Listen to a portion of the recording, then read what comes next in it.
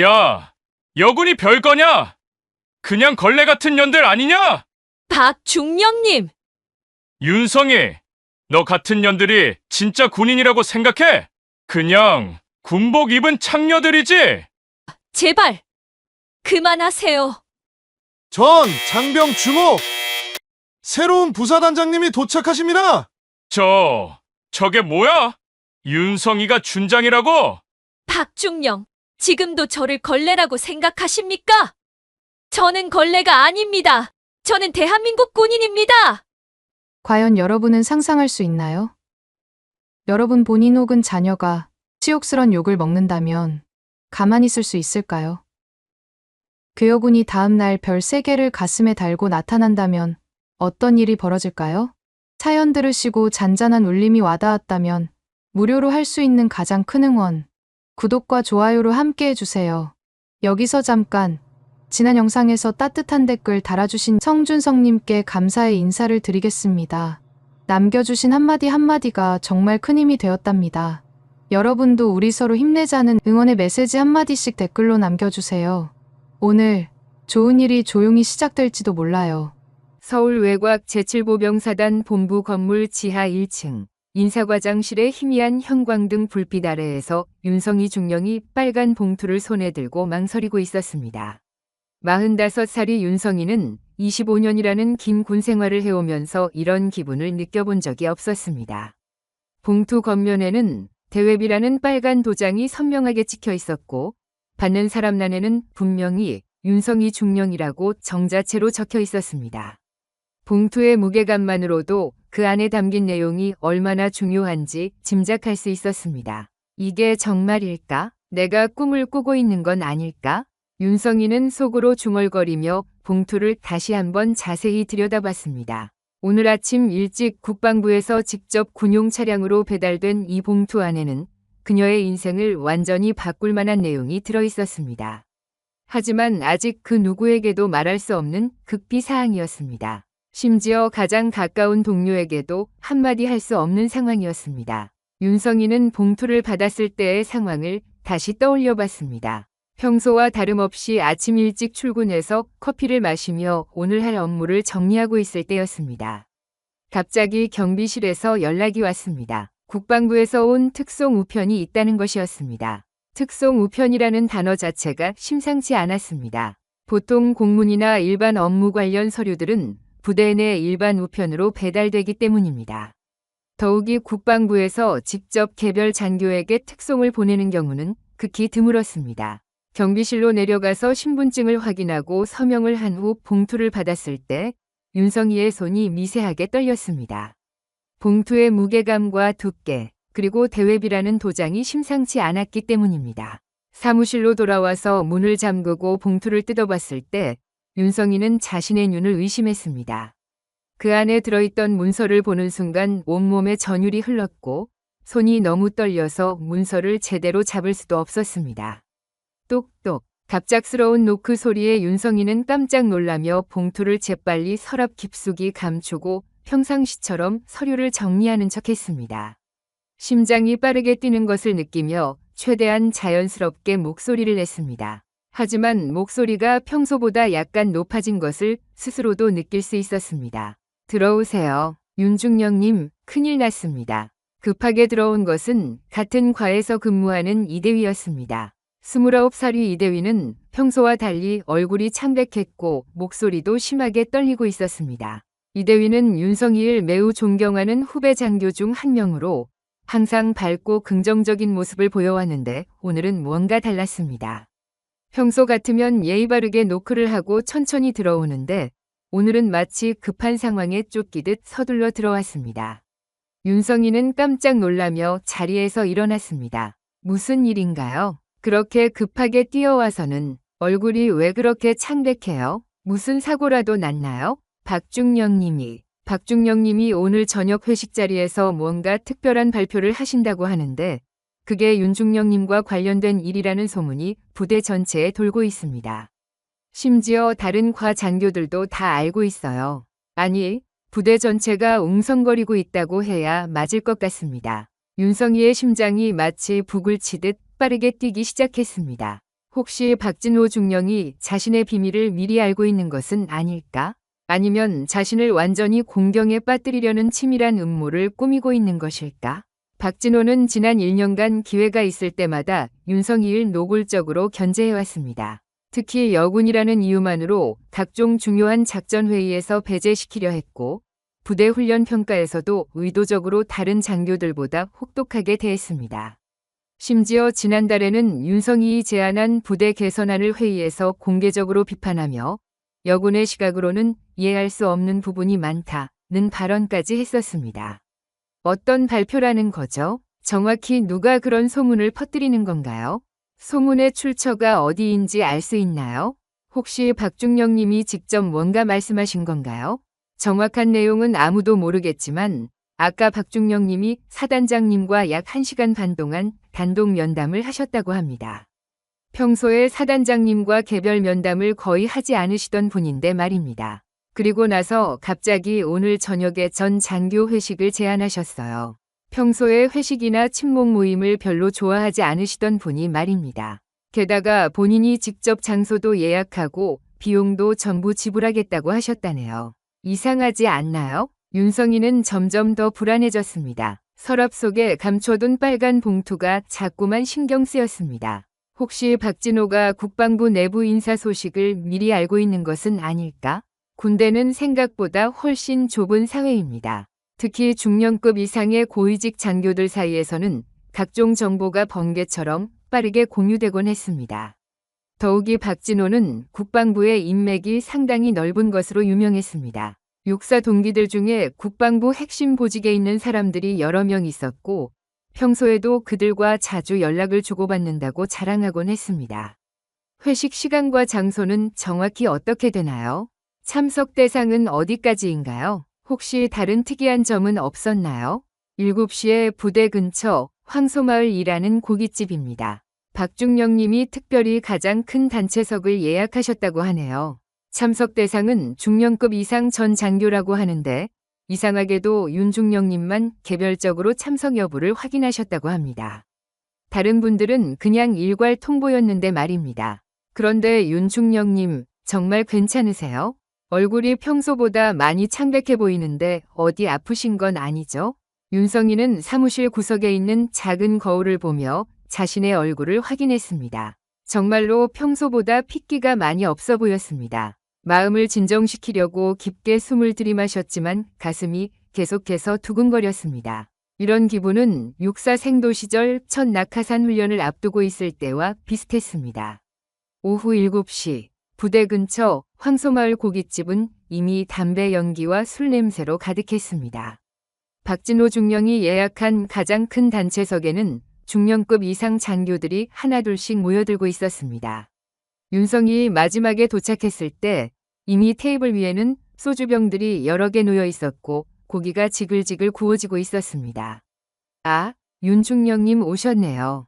여기에 앉으세요. 박진호가 일어나서 윤성이를 맞았습니다. 하지만 박진호의 눈빛에는 평소와 다른 이상한 기운이 감돌고 있었습니다. 마치 무언가를 꾸미고 있다는 듯한 표정이었습니다. 윤성이는 다른 동료들과 인사를 나누며 자리에 앉았습니다. 김소령, 정소령, 최중령 등 평소 함께 일하던 장교들이 모여 있었지만 분위기가 어딘지 어색했습니다. 모두들 무언가를 기다리고 있는 듯한 긴장감이 흘렀습니다. 자, 그럼 건배부터 할까요? 박진호가 소주잔을 들어 올렸습니다. 오늘은 제가 이 부대에 온 지 정확히 1년 되는 날입니다. 그동안 여러분들과 함께 일할 수 있어서 영광이었습니다. 건배. 모든 장교들이 일제히 잔을 부딪혔습니다. 윤성이도 억지로 미소를 지으며 건배에 참여했지만 마음 한구석이 계속 불안했습니다. 서랍에 감춰둔 빨간 봉투가 자꾸만 머릿속에 떠올랐기 때문입니다. 첫 번째 병이 비워지고 두 번째 병이 열렸습니다. 분위기가 점점 무르익자 박진호의 목소리가 조금씩 높아지기 시작했습니다. 김소령이 부대 훈련 이야기를 하자 박진호가 갑자기 끼어들었습니다. 아, 그 얘기 나온 김에 말인데요. 요즘 군대가 너무 헐렁해진 것 같지 않습니까? 특히 여군들 말입니다. 순간 테이블이 조용해졌습니다. 윤성이는 박진호를 바라봤지만 박진호는 아랑곳하지 않고 계속 말을 이어갔습니다. 옛날에는 군대가 정말 남자들만의 세계였는데 요즘은 여군들이 너무 많아져서 군기가 빠졌어요. 진짜 전쟁이 나면 여군들이 뭘 할 수 있겠습니까? 정소령이 당황하며 말을 끊으려 했습니다. 박중령님, 그런 말씀은 아니에요. 사실을 말하는 건데 뭐가 문제입니까? 박진호의 목소리가 더욱 커졌습니다. 이미 상당량의 술을 마신 상태였고 얼굴도 빨갛게 달아올라 있었습니다. 여군들은 몸도 약하고 정신력도 약해요. 그러면서 남자들과 똑같은 대우를 받으려고 하니까 말이 안 되는 거죠. 최중령이 급하게 말렸습니다. 박중령님, 술이 많이 취하신 것 같은데 이런 얘기는 취했다고요? 아닙니다. 저는 멀쩡해요. 박진호가 소주병을 탁 내려놓으며 소리쳤습니다. 오늘 제가 여러분들에게 중요한 얘기가 있어서 이 자리를 마련한 거예요. 특히 윤중령님에게 하고 싶은 말이 있습니다. 윤성이의 심장이 빠르게 뛰기 시작했습니다. 과연 박진호가 무슨 말을 하려는 것일까? 혹시 자신의 비밀을 알고 있는 것일까? 윤중령님, 솔직히 말해서 당신이 이 부대에서 인사과장을 하는 게 맞다고 생각하세요? 박진호의 눈빛이 날카로워졌습니다. 인사과장은 정말 중요한 보직인데 여군이 그런 자리에 있으면 다른 장병들이 어떻게 생각하겠어요? 윤성이는 최대한 차분하게 대답하려 했습니다. 저는 제 능력과 경험을 바탕으로 임명받은 것이고 지금까지 최선을 다해왔습니다. 능력이라고요? 박진호가 비웃듯 웃었습니다. 여군의 능력이라는 게 뭡니까? 서류나 정리하고 전화나 받는 거 말고 진짜 군인다운 일을 할 수 있나요? 분위기가 급격히 험악해졌습니다. 다른 장교들도 모두 당황한 표정이었지만 감히 박진호를 말릴 수 없었습니다. 박진호는 부대에서도 상당한 영향력을 가진 인물이었고 특히 사단장과도 가까운 사이였기 때문입니다. 박중령님, 이런 자리에서 그런 말씀을 하시는 것은 김소령이 조심스럽게 말을 꺼냈지만 박진호가 손을 휘저으며 막았습니다. 아니야, 오늘은 꼭 해야 할 말이 있어요. 박진호가 세 번째 소주병을 따라 마시며 소리쳤습니다. 사실 오늘 사단장님과 긴 얘기를 나눴어요. 부대 운영에 대한 이야기였는데 여군 보직 문제도 나왔습니다. 윤성이의 얼굴이 창백해졌습니다. 과연 사단장과 자신에 대한 이야기를 한 것일까? 혹시 자신의 진급과 관련된 내용을 미리 알고 있는 것일까? 윤중령님, 솔직히 말하죠.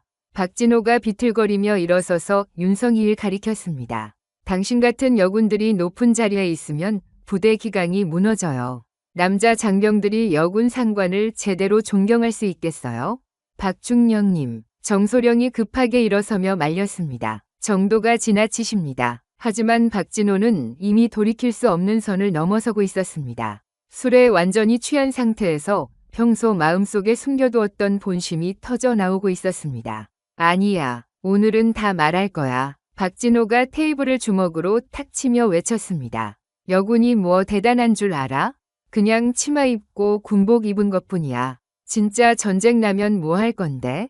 윤성이는 참을 수 없는 모멸감을 느꼈지만 꼭 참았습니다. 하지만 박진호의 다음 말은 상상을 초월했습니다. 야, 여군이 별거냐? 박진호가 완전히 이성을 잃고 소리쳤습니다. 그냥 걸레 같은 년들 아니냐. 군복만 입었지 본질은 똑같아. 순간 고깃집 전체가 얼어붙었습니다. 다른 테이블 손님들까지 모두 이쪽을 바라봤습니다. 윤성이의 얼굴이 새하얗게 변했고 다른 장교들도 모두 충격에 빠진 표정이었습니다. 걸레 같은 년들이라는 박진호의 말이 고깃집 안을 무겁게 짓눌렀습니다. 다른 테이블 손님들까지 모두 숨을 죽이며 이쪽을 바라보고 있었습니다. 심지어 고기를 굽던 사장님도 집게를 든 채로 멈춰 서서 당황한 표정을 짓고 있었습니다. 윤성이는 마치 온몸에 찬물을 뒤집어 쓴 것 같은 충격을 받았습니다. 25년 군 생활을 하면서 이런 모욕을 당해본 적은 없었습니다. 설령 마음속으로 그렇게 생각하는 사람이 있더라도 감히 공개적으로 이런 말을 할 줄은 몰랐습니다. 김소령이 급하게 일어나서 박진호의 팔을 잡았습니다. 박중령님, 정신 차리세요. 지금 무슨 말씀을 하시는 거예요? 이건 정말 심각한 문제가 될 수 있습니다. 하지만 박진호는 김소령의 손을 거칠게 뿌리치며 더욱 공격적으로 말했습니다. 놔둬. 오늘은 다 말할 거야. 평소에 하고 싶었던 말들을 다 쏟아낼 거라고. 왜? 내가 틀린 말했어? 정소령도 당황하며 일어났습니다. 박중령님, 제발 그만하세요. 이건 너무 심한 것 같습니다. 동료 장교에 대한 예의가 아닙니다. 심하다고? 박진호가 비웃으며 소리쳤습니다. 진실을 말하는 게 심한 거야? 여군들이 진짜 군인이라고 생각해? 그냥 예쁘게 화장하고 군복 입고 놀러 나온 거 아니야? 진짜 전쟁 나면 뭐 할 건데? 윤성이는 두 손을 꽉 쥐며 참고 있었습니다.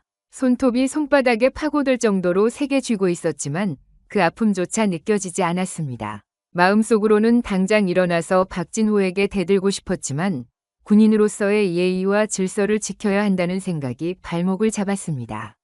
하지만 박진호의 다음 말은 더욱 잔혹했습니다. 특히 윤성이. 박진호가 술에 취한 눈으로 윤성이를 똑바로 바라보며 손가락을 가리켰습니다. 당신은 정말 가관이야. 인사과장이라고? 웃기지 마. 남자 장병들이 당신을 보고 뭐라고 하는지 알아? 정말 알고 싶어? 윤성이의 얼굴이 더욱 창백해졌습니다. 박진호가 무슨 말을 하려는지 대충 짐작이 갔지만 그것을 듣고 싶지 않았습니다. 하지만 박진호는 멈추지 않았습니다. 장병들이 뒤에서 당신을 뭐라고 부르는지 알아?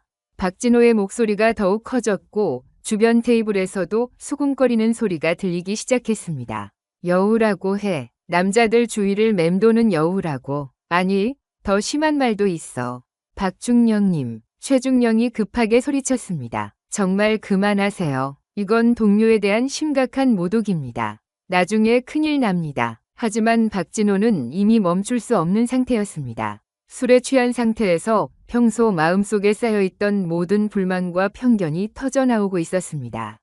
마치 댐이 터진 것처럼 억제할 수 없었습니다. 모독이라고? 사실을 말하는 게 모독이야? 박진호가 테이블을 다시 한번 주먹으로 세게 쳤습니다. 소주잔들이 딸랑거리며 흔들렸고 안주 접시 하나가 바닥으로 떨어져 깨져버렸습니다. 여군들은 다 똑같아. 남자들한테 예쁘게 보이려고 군대 온 거지. 진짜 나라를 지키려고 온 게 아니야. 윤성이는 더 이상 참을 수 없었습니다. 하지만 일어나서 대들 수도 없었고 그렇다고 가만히 있을 수도 없는 진퇴양난의 상황이었습니다. 눈가에 눈물이 맺히기 시작했지만 절대로 울 수는 없다고 다짐했습니다. 군인으로서의 자존심이 그것을 허락하지 않았습니다. 특히 이런 자리에서 우는 모습을 보인다면 박진호의 말이 맞다는 것을 증명하는 셈이 될 것 같았습니다. 아, 그리고 말인데. 박진호가 또 다른 폭탄 발언을 준비하며 소주를 한 잔 더 따라 마셨습니다. 오늘 사단장님과 얘기할 때 윤중령 얘기가 나왔는데 사단장님도 고민이 많으시더라고. 정말 심각하게 고민하고 계시더라. 윤성이의 심장이 멈춘 것 같았습니다. 과연 사단장이 자신에 대해 부정적으로 생각하고 있는 것일까? 아니면 박진호가 거짓말을 하고 있는 것일까? 하지만 박진호가 사단장과 면담을 했다는 것은 사실이었습니다. 사단장님이 정확히 뭐라고 하셨는데요? 김소령이 조심스럽게 물었습니다. 김소령도 윤성이를 걱정하는 마음에 궁금해하고 있었습니다. 박진호가 득에양양한 표정을 지으며 천천히 말했습니다. 여군을 너무 중요한 보직에 앉혀놓으니까 다른 장교들이 불만이 많다는 거지. 특히 남자 장교들 말이야. 왜 여군이 인사과장을 해야 하냐는 불만들이 계속 올라온다는 거야. 윤성이는 마치 벼락을 맞은 것 같았습니다. 과연 동료들이 자신을 그렇게 생각하고 있었던 것일까? 지금까지 믿고 있던 모든 것이 무너져 내리는 기분이었습니다. 평소에 자신을 존중해주던 동료들도 사실은 속으로는 다르게 생각하고 있었던 것일까? 그래서 사단장님이 구체적으로 뭐라고 하셨어요? 정소령이 떨리는 목소리로 물었습니다. 정소령도 윤성이와 오랫동안 함께 일해온 동료였기 때문에 이 상황이 불편했습니다.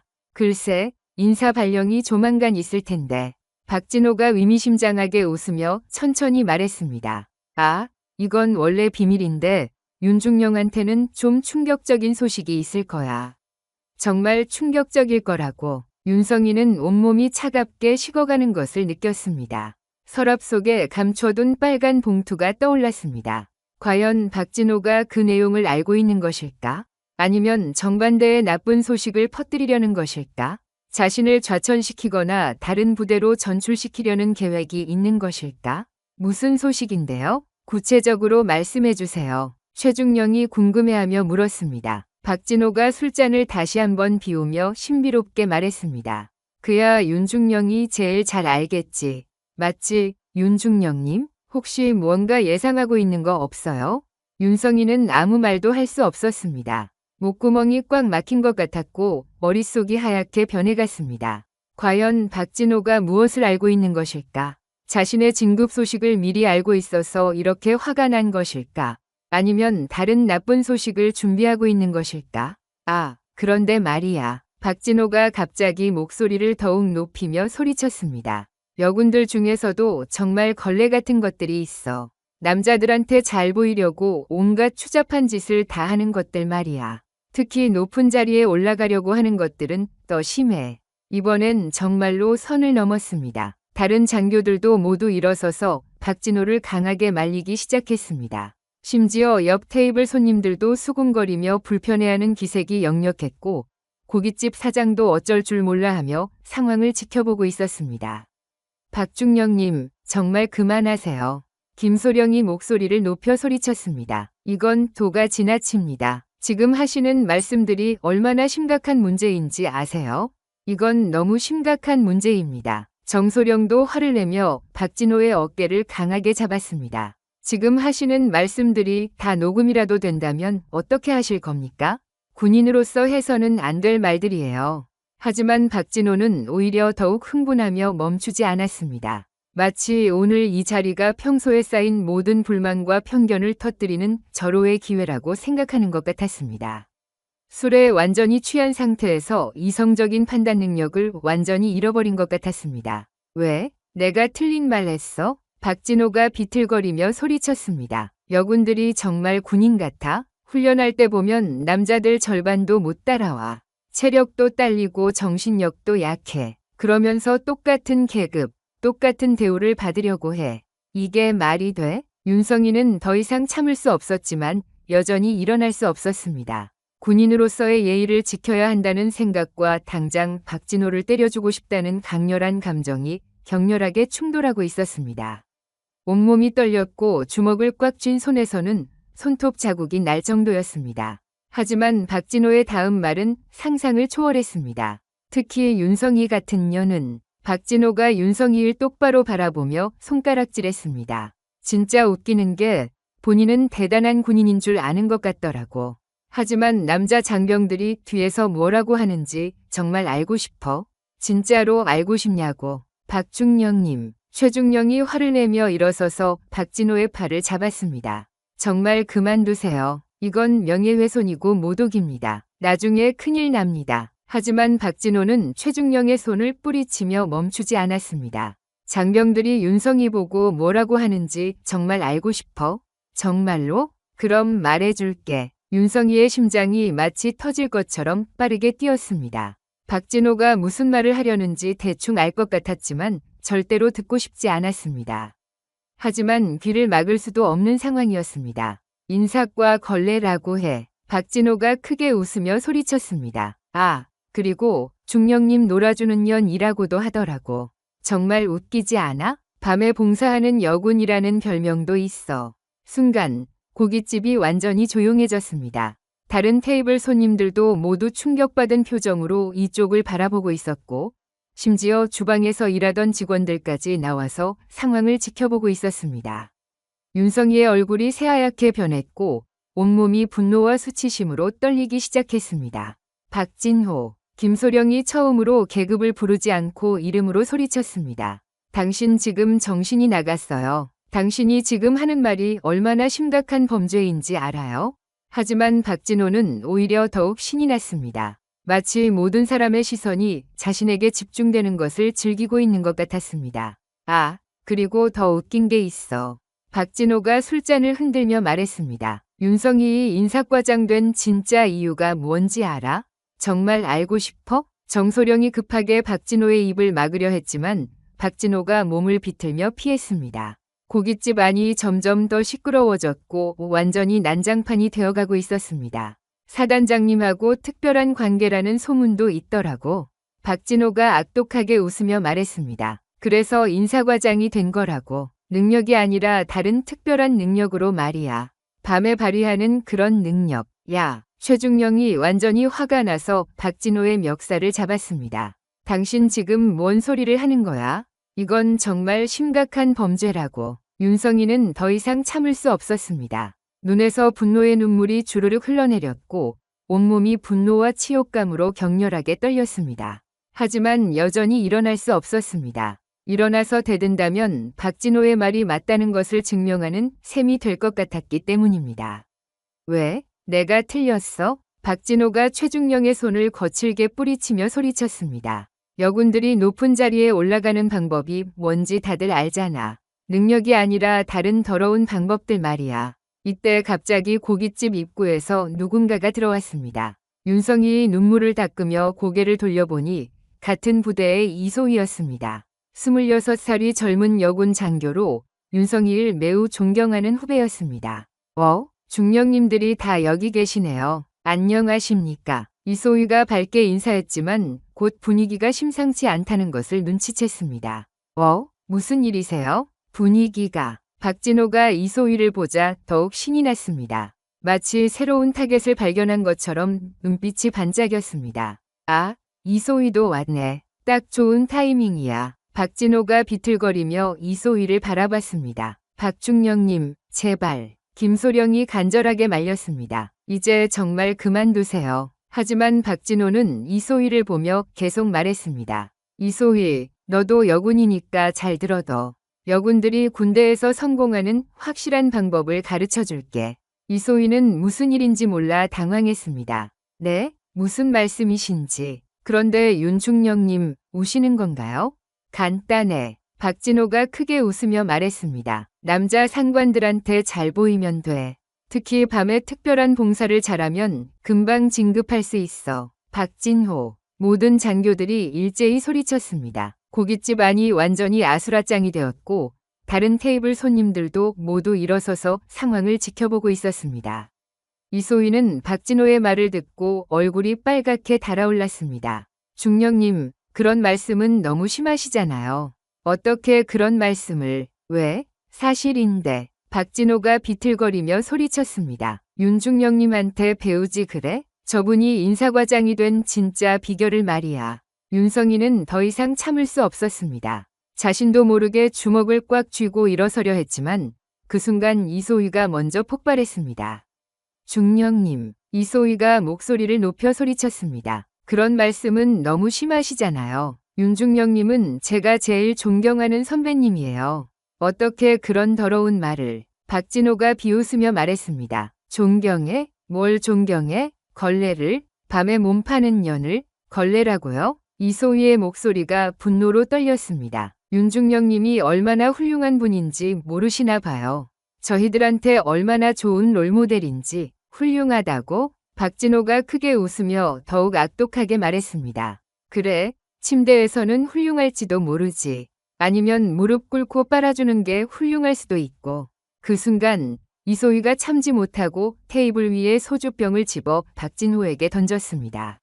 너무 심해요. 박진호는 소주병을 피하며 더욱 흥분했습니다. 야, 인연이 뭐야. 선배 감싸려고 나까지 대들어? 고깃집이 완전히 난장판이 되었습니다. 다른 장교들은 모두 당황해서 이소희와 박진호를 말리기 바빴고 고깃집 사장은 어쩔 줄 몰라 했습니다. 하지만 박진호는 멈추지 않았습니다. 오히려 더욱 거칠어졌습니다. 이소희도 마찬가지야. 박진호가 소리쳤습니다. 너도 여군이면 똑같은 거야. 윤성이처럼 되고 싶으면 남자들 다리 사이에서 기어다니면 돼. 뭐라고요? 이소희가 완전히 화가 나서 박진호에게 달려들려 했지만 김소령이 막았습니다. 그만해. 둘 다 그만해. 김소령이 소리쳤습니다. 하지만 박진호는 계속해서 독설을 퍼부었습니다. 여군들은 다 똑같아. 겉으로는 군인인 척하지만 결국 몸으로 승부하는 거야. 특히 윤성이 같은 년들은. 윤성이는 더 이상 견딜 수 없었습니다. 온몸이 분노와 치욕감으로 떨렸고 눈에서는 눈물이 계속 흘러내렸습니다. 하지만 그것은 슬픔의 눈물이 아니라 분노의 눈물이었습니다. 박중령님, 윤성이 드디어 일어서며 소리쳤습니다. 그만하세요. 모든 사람들이 윤성이를 바라봤습니다. 박진호도 잠시 멈춰서 윤성이를 바라봤습니다. 드디어 입을 열었네. 박진호가 비웃으며 말했습니다. 뭐? 할 말 있어? 변명이라도 하려고? 윤성이는 떨리는 목소리로 말했습니다. 저는 25년간 이 나라를 위해 최선을 다해왔습니다. 그런데 어떻게 최선을 다했다고? 박진호가 크게 웃었습니다. 어떤 식으로? 침대에서 박진호, 최중령이 화를 내며 소리쳤습니다. 정말 그만둬. 하지만 박진호는 윤성이를 바라보며 계속 말했습니다. 솔직히 말해봐, 윤성이. 너 정말 실력만으로 인사과장이 됐다고 생각해? 정말로? 윤성이는 말문이 막혔습니다. 분노와 치욕감이 뒤섞여서 제대로 말을 할 수 없었습니다. 못 대답하네. 박진호가 승리한 듯 소리쳤습니다. 역시 사실이구나. 몸으로 올라간 거였구나. 그런 게 아닙니다. 윤성이 울먹이며 소리쳤습니다. 저는 정말 열심히 뭘? 박진호가 끼어들었습니다. 열심히 다리 벌렸다고? 그 순간 윤성이의 마지막 이성의 끈이 끊어졌습니다. 더 이상 참을 수 없었습니다. 그만해. 윤성이의 목이 찢어질 듯 소리쳤습니다. 제발 그만해요. 하지만 박진호는 멈추지 않았습니다. 오히려 더욱 잔인하게 공격했습니다. 왜? 진실이 듣기 싫어? 박진호가 악독하게 웃었습니다. 그럼 인정하라고. 네가 걸레라는 것을. 윤성이는 완전히 무너졌습니다. 다리에 힘이 빠져서 다시 의자에 주저앉았고 머리를 양손으로 감싸며 흐느꼈습니다. 봐라. 박진호가 승리한 듯 소리쳤습니다. 결국 인정하잖아. 여군들은 다 이런 거야. 김소령이 더 이상 참을 수 없어서 박진호에게 달려들었습니다. 야, 정말 그만해. 하지만 박진호는 김소령을 밀치며 계속 말했습니다. 사실을 말하는 게 뭐가 잘못됐어. 여군들은 군인이 아니야. 그냥 군복 입은 창녀들이라고. 이소희가 울면서 소리쳤습니다. 너무해요. 정말 너무해요. 고깃집은 완전히 아수라장이 되었습니다. 다른 손님들은 모두 나가버렸고 사장은 경찰을 부르려고 하고 있었습니다. 박진호는 마지막으로 윤성희를 바라보며 말했습니다. 윤성희, 너 같은 년들 때문에 군대가 망가지는 거야. 너 같은 걸레들 때문에. 윤성희는 더 이상 아무 말도 할 수 없었습니다. 완전히 무너진 채로 의자에 앉아서 눈물만 흘렸습니다. 25년 군 생활에서 쌓아온 모든 자신감과 자존감이 한순간에 산산조각 났습니다. 그 순간 윤성이는 마음속으로 다짐했습니다. 내일은 모든 걸 보여주겠어. 내가 누구인지 확실히 보여주겠어. 하지만 지금 이 순간만큼은 완전히 절망에 빠져 있었습니다. 과연 자신이 정말 실력으로 여기까지 온 것일까? 아니면 박진호의 말이 맞는 것일까? 혼란스러웠습니다. 회식 자리가 완전히 난장판이 된 후 윤성이는 아무 말 없이 자리에서 일어났습니다. 동료들이 붙잡으려 했지만 윤성이는 고개를 저으며 고깃집을 나섰습니다. 차가운 밤 공기가 뺨을 스쳤지만 가슴속 화염 같은 분노는 조금도 식지 않았습니다. 오히려 더욱 격렬하게 타오르고 있었습니다.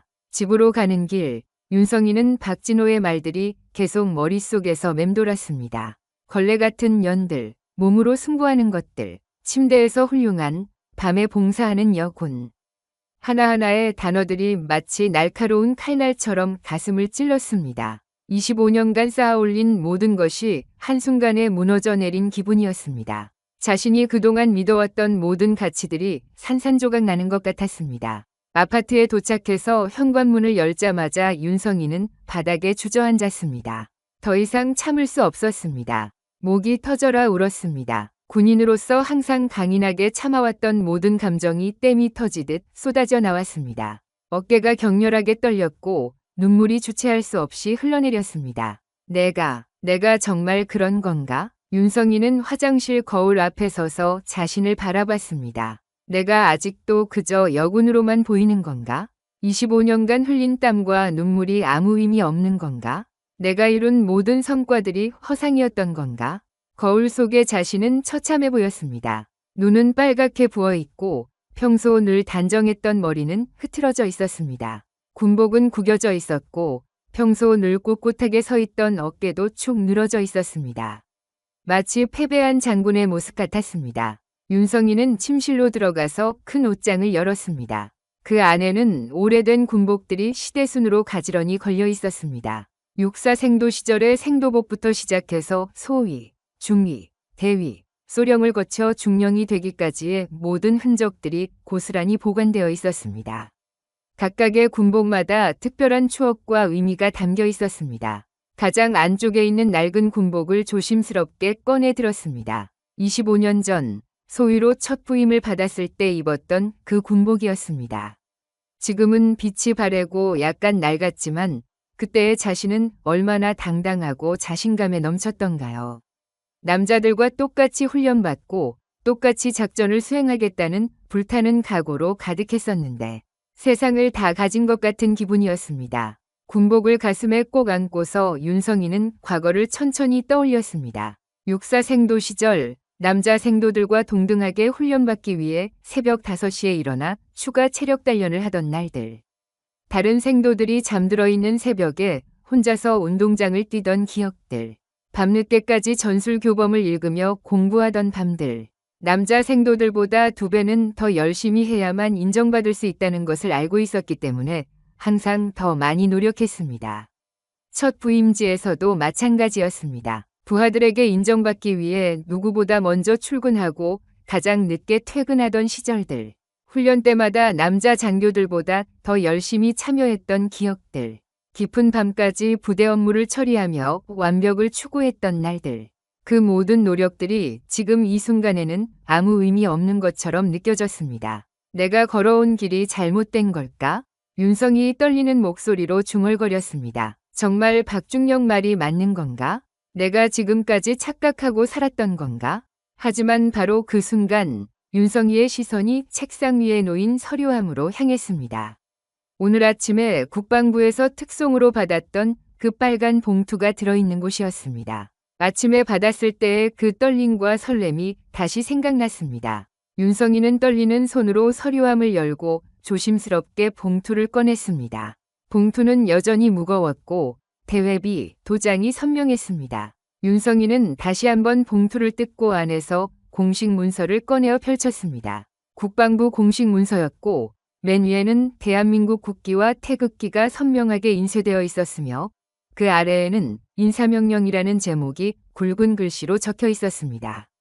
윤성이 중령을 준장으로 진급함과 동시에 제7보병사단 부사단장으로 임명한다. 임명일자 2025년 9월 14일, 임명권자 국방부 장관, 그 아래에는 사단장의 상세한 추천서도 함께 들어 있었습니다. 윤성이 중령은 탁월한 리더십과 전문성을 바탕으로 부대 운영에 큰 기여를 하였으며 모든 장병들로부터 존경받는 지휘관입니다. 특히 인사 업무에서 보여준 공정성과 전문성은 타의 추종을 불허하며 부사단장으로서 충분한 자질을 갖추었다고 판단됩니다. 윤성이의 눈에서 다시 눈물이 흘렀습니다. 하지만 이번에는 절망의 눈물이 아니었습니다. 자신이 걸어온 길이 결코 헛되지 않았다는 것을 확인한 기쁨과 안도의 눈물이었습니다. 동시에 자신을 믿어준 모든 사람들에 대한 감사의 눈물이기도 했습니다. 내가 왜 숨어야 하지? 윤성이는 거울을 다시 바라보며 단호하게 말했습니다. 내가 걸어온 길이 부끄럽지 않은데, 내가 흘린 땀과 피가 거짓말은 아닌데, 내가 이룬 성과들이 가짜가 아닌데.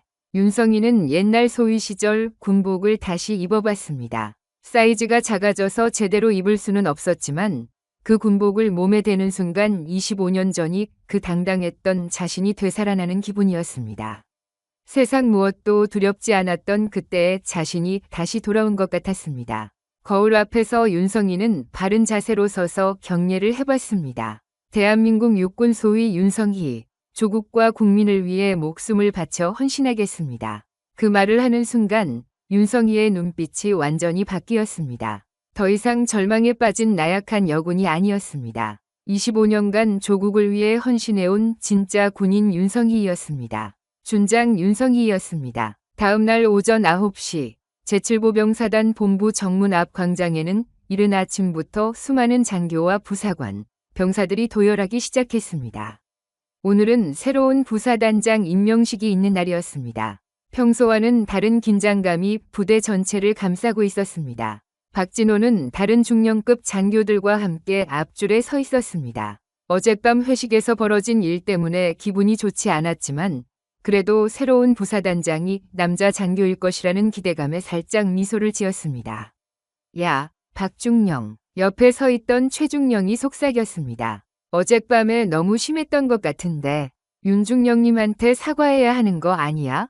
박진호가 코웃음을 쳤습니다. 사과? 뭔 사과? 내가 틀린 말 했어? 어차피 여군은 여군이야. 김소령이 뒤에서 끼어들었습니다. 그래도 동료잖아. 너무 심하게 말한 것 같은데.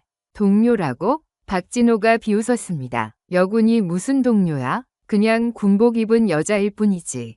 그때 사단장의 부관이 마이크를 들고 나왔습니다. 전 장병 주목, 곧 새로운 부사단장님이 도착하십니다. 모든 부대는 경계 자세로, 모든 장병들이 일제히 차렷 자세를 취했습니다. 박진호도 다른 장교들과 함께 앞을 바라봤습니다. 누가 올지 궁금했지만 분명히 자신보다 선배이면서 능력 있는 남자 장교일 것이라고 생각했습니다.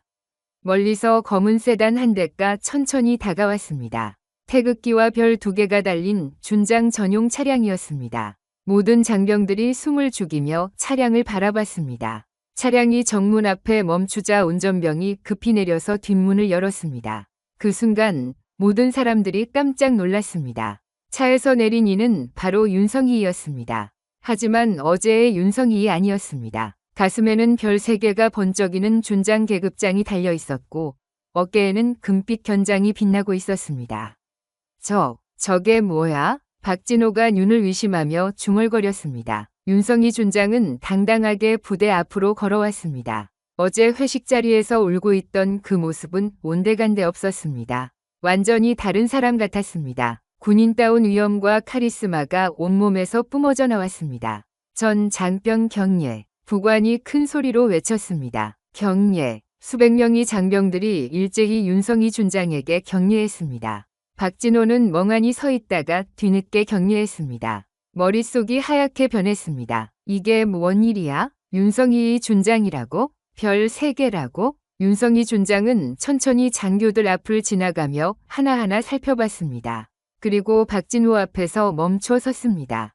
박중령. 윤성희 준장의 목소리는 차갑고 단호했습니다. 앞으로. 박진호의 다리가 떨렸습니다. 어제까지 걸레라고 부르던 그 여군이 지금은 자신의 상관이 되어 있었습니다.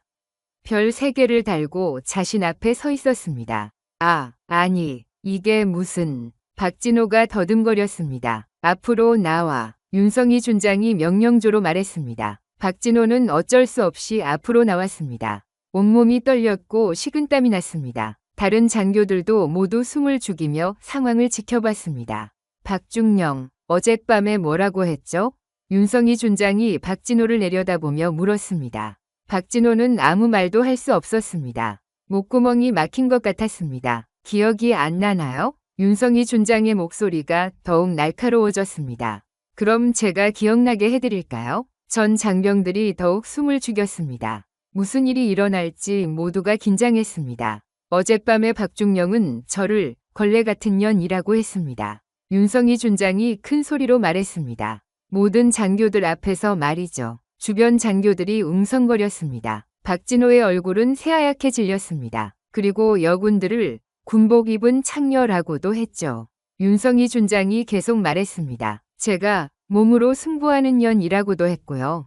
박진호는 완전히 얼어붙었습니다. 어제의 그 오만함은 온데간데 없었습니다. 박중령, 윤성희 준장이 소리쳤습니다. 지금 제 앞에 서 있는 이 사람이 누구인지 아세요? 박진호가 떨리는 목소리로 대답했습니다. 준장님, 맞습니다. 저는 준장입니다. 윤성희 준장이 가슴에 별 3개를 가리키며 말했습니다. 박중령이 어젯밤에 욕했던 그 걸레가 바로 당신의 상관입니다. 모든 장병들이 충격받은 표정으로 상황을 지켜봤습니다. 이런 장면을 본 적이 없었습니다. 어떤 기분이죠? 윤성희 준장이 박진호를 내려다보며 물었습니다. 자신이 모독했던 사람이 상관이 된 기분이 어떤지 말해보세요. 박진호는 아무 말도 할 수 없었습니다. 온몸이 떨렸고 땀이 비 오듯 흘렀습니다. 대답 못하겠나요? 윤성희 준장의 목소리가 더욱 위압적이었습니다. 그럼 제가 박중령에게 질문하겠습니다. 윤성희 준장이 한 발짝 더 가까이 다가갔습니다. 박중령, 지금도 저를 걸레라고 생각하시나요? 윤성희 준장이 차갑게 물었습니다. 대답하세요. 박진호의 입술이 파르르 떨렸습니다. 아닙니다. 죄송합니다. 뭐가 죄송하다는 거죠? 윤성희 준장이 추궁했습니다. 구체적으로 말해보세요. 온 부대가 조용했습니다. 모든 시선이 박진호에게 집중되어 있었습니다. 어제까지 그렇게 오만했던 박진호가 이제는 완전히 무너져 있었습니다. 박진호는 온몸이 떨리며 한참을 침묵했습니다. 수백 명의 장병들이 지켜보는 가운데 그는 완전히 무너져 있었습니다. 어제까지 그렇게 오만하게 여군들을 모독했던 그 입으로 이제는 아무 말도 할 수 없었습니다. 박중령님, 윤성희 준장이 다시 한번 큰 소리로 불렀습니다. 대답하세요. 지금도 저를 걸레라고 생각하십니까? 박진호의 입술이 파르르 떨렸습니다. 다리에 힘이 빠져서 거의 무너질 뻔했습니다.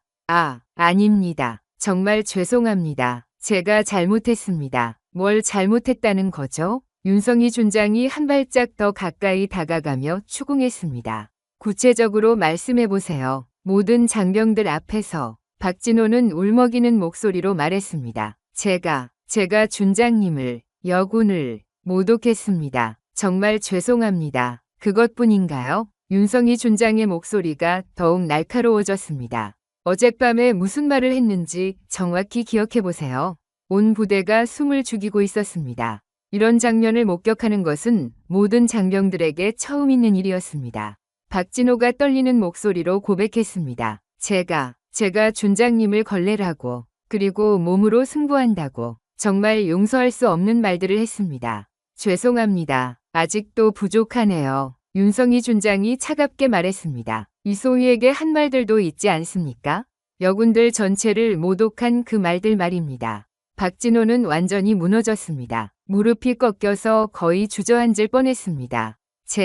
제가 여군들을 창렬하고 밤에 봉사한다고 정말 인간이 아닌 짓을 했습니다. 용서해주세요. 윤성희 준장은 박진호를 한참 내려다봤습니다.